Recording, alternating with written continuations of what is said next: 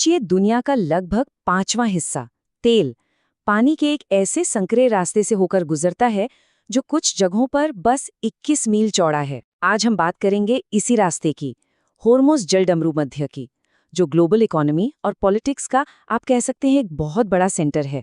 जरा इस तस्वीर पर नजर डालिए। ये तस्वीर ना हॉर्मुज़ की पूरी कहानी बयां कर देती है। एक तरफ है वो बड़े बड़े तेल टैंकर जो पूरी दुनिया की इकोनॉमी को चला रहे हैं, और दूसरी तरफ उन्हीं के साथ साथ चल रहे हैं नौसेना के युद्धपोत। ये युद्धपोत या तो उनकी सुरक्षा के लिए हैं या फिर उन पर अपना कंट्रोल रखने के लिए। ये ट्रेड और मिलिट्री पावर का एक बड़ा ही नाजुक सा डांस है जो इस पतले से समुद्री रास्ते पर हर रोज देखने को मिलता है। तो अब सवाल ये उठता है कि पानी का ये छोटा सा संकरा सा रास्ता आखिर इतना जरूरी क्यों है? ऐसी क्या बात है कि पूरी दुनिया की नजरें हमेशा इस पर ही टिकी रहती हैं? चलिए इसी को समझते हैं। सबसे पहले इसकी लोकेशन को समझते हैं। आखिर ये है कहाँ और इसकी ज्योग्राफी में ऐसा क्या खास है जो इसे इतना स्ट्रेटेजिकली इम्पोर्टेंट बना देती है? ये देखिए, इस मैप पर साफ दिखता है, हॉर्मुज़ जलडमरूमध्य फारस की खाड़ी को खुले समुद्र से जोड़ता है। इसके एक तरफ है ईरान और दूसरी तरफ ओमान और यूएई। और ये पूरा इलाका दुनिया के सबसे बड़े तेल प्रोड्यूसर्स जैसे सऊदी अरब और कुवैत से घिला हुआ है। और बस यही बात इसे सबसे ज्यादा खास बनाती है। ये फारस की खाड़ी से बाहर निकलने का इकलौता, जी हाँ, एकमात्र समुद्री रास्ता है। ईरान और ओमान के बीच फंसे इस रास्ते का कोई दूसरा ऑप्शन ही नहीं है। मतलब अगर ये रास्ता बंद हो गया तो समझिए खाड़ी देशों से तेल का एक्सपोर्ट लगभग नामुमकिन हो जाएगा। स्ट्रेटेजिक भाषा में ऐसी जगहों को चोक पॉइंट कहते हैं। मतलब एक ऐसा संकरा रास्ता जहां से गुजरना मजबूरी है। इसे ऐसे समझे जैसे किसी बिजी हाईवे पर एक सिंगल लेन पुल हो। अगर उस पुल पर कुछ गड़बड़ हो गई तो बस पूरा ट्रैफिक जैम। हॉर्मुज़ जलडमरूमध्य ग्लोबल एनर्जी के लिए ठीक वैसा ही एक पुल है। तो चलिए अब ये देखते हैं कि ये जो चोक पॉइंट है ये दुनिया की इकोनॉमी के लिए, खासकर तेल के व्यापार के लिए एक लाइफलाइन कैसे बन गया है। फारस की खाड़ी के अंदर ये जो छोटा सा आइलैंड दिख रहा है, ये है खारग आइलैंड।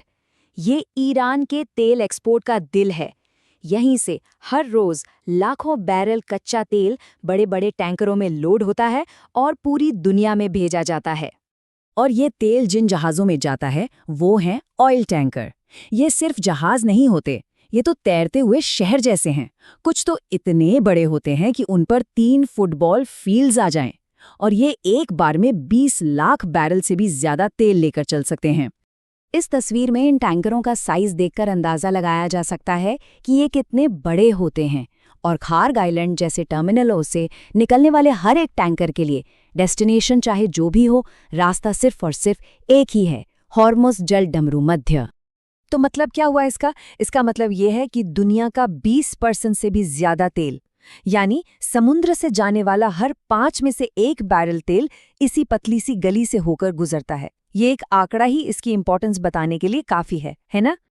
अब जाहिर सी बात है, जब कोई जगह इकोनॉमी और स्ट्रैटेजी के लिहाज से इतनी जरूरी हो तो वहां टेंशन तो होगी ही। और हॉर्मुज़, वो तो हमेशा से ही टेंशन का हॉटस्पॉट रहा है। ये दोनों तस्वीरें इस टेंशन की पूरी कहानी बता रही हैं। एक तरफ है दुनिया की एनर्जी की जरूरतें पूरी करता एक तेल टैंकर, और दूसरी तरफ है इस रास्ते पर अपना दबदबा बनाए रखने के लिए खड़ी नेवी की ताकत।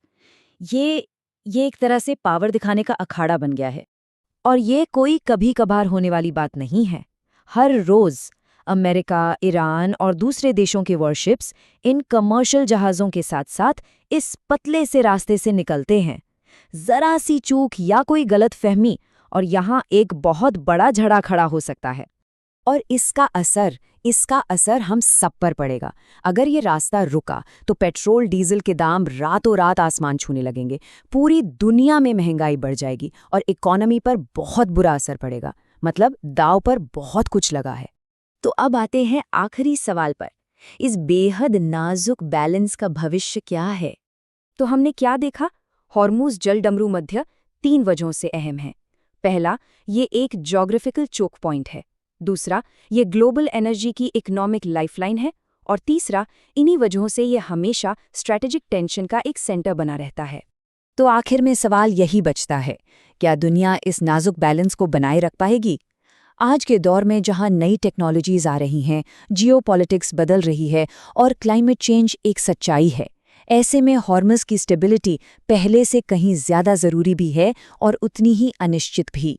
इसका जवाब चाहे जो भी हो, वो आने वाले समय में हमारी दुनिया का नक्शा ज़रूर